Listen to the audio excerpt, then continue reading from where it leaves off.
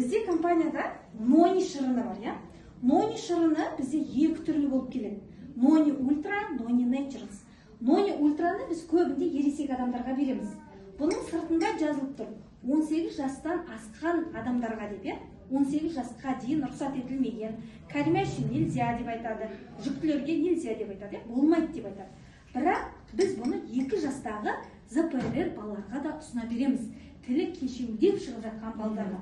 Өйткені бұның құрамындағы дымая цитрат, ол лосось балығынан алынады, митохондрияны іске қосады. Ол мидың азығы. Мынау мидағы сигналдар бар ғой, соны бір-біріне тез-тез жеткізеді. Мысалы, баланың ойлау қабілеті, сөйлеуі, қиялының дамуы, оның барлығы жағы митохондрияға, миға дұрыс азық беру керек. Анау сигналдар дұрыс тарату керек сигналдарды.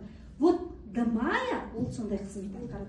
Сондықтан нони натурелді біз 18 жас десе де біз 2 жас, 3 жас балаларға бере береміз бұны. Және де энурезге де өте жақсы көмектеседі. Энурез балалардың барлығында B6 жетіспейді.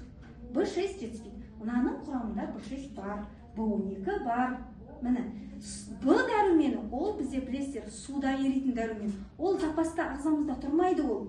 Оны үнемі ішіп отыруымыз керек. Егер де Б тобы бізде төмендеп кетсе, онда бізде гемоглобин автоматом 140-тан асып кетеді, 150-ден асып кетеді. Ағзада обезвоживание, сусыздану, жасырын анемия пайда болады. Ал енді қараңыздар, нони натурелді біз жүктілерге де бере береміз, кішкентай балаларға да бере береміз. 40-нан шығып болғаннан кейінгі балаларға берсеңіздер болады. Енді біз нони, ол біздің Қазақстанда өспеген жеміс болғандықтан, кейбір балаларда 100-ден